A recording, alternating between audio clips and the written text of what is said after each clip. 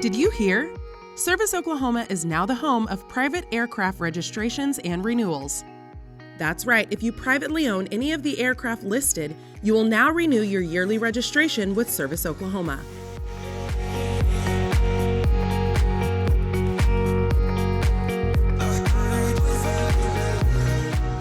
Here's how it works.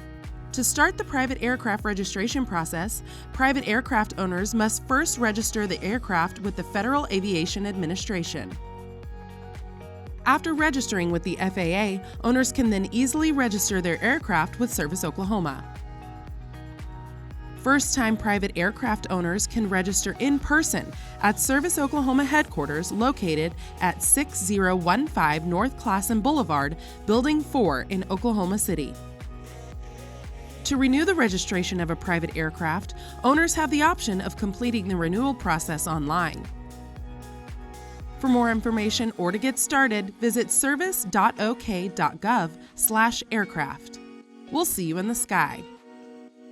Service Oklahoma, here to serve, here for you.